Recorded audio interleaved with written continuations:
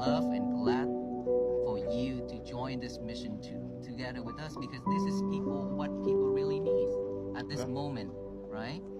So we shouldn't be in any kind of conflict at all, right?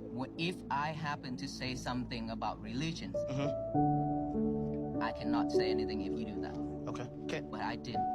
Can I respond to you? Okay. So, first thing I will go off. So, when you mentioned about Jesus and God, they will want peace on earth. So, Jesus in Matthew chapter 10, verse 29, or 34, sorry, he says, "Think not that I come to bring peace on earth."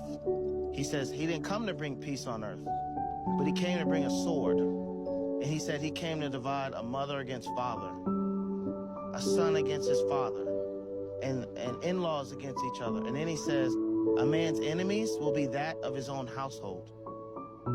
He said, he who loves father or daughter or mother or brother or sister more than me is not worthy.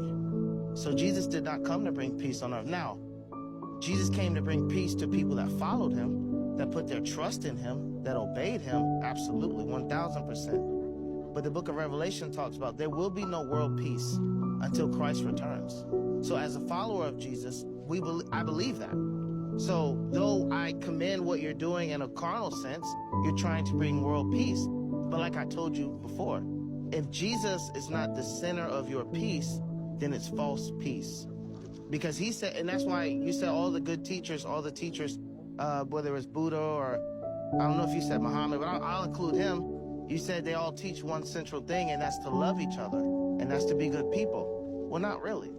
At least Muhammad was not a peaceful man, but I'm not here to talk about Muslims. Jesus came into the world to set sinners free from sin, and he came to save them from their sins. That's why God sent his only begotten Son, that whoever believes in him should not perish, but have everlasting life. So Jesus said multiple times when he was about to die on the cross, he said, I could have thousands of angels. If this world was of my kingdom, if my kingdom was of this world, I could have thousands of angels come take me down. But he's not concerned with this world. He's concerned with eternity. He's concerned with your afterlife. So let me finish and I got you. So Christ did not come, Jesus did not come so that we can have world peace on earth. Because Adam and Eve, they ruined that, right? That's what we believe. You know, when they ate from the garden of the tree of good and evil, sin entered the world. So there will be no more peace until Christ returns. So Christ differentiates himself, and he says he's the way, he's the truth, and he's the life. No man, Buddha, Muhammad, Joseph Smith, no man can come to the Father but by him. So that's not an inclusive statement. He's excluding everyone who's not following him. So Christ didn't come to bring peace in that worldly sense, but he can give anyone peace who puts their faith and their trust in him and they repent, which means the Greek word is metanoia, which means I have a heart change that leads to an action change. So I stop doing things by his grit, by his strength, by his grace. So that's what Christ came to do.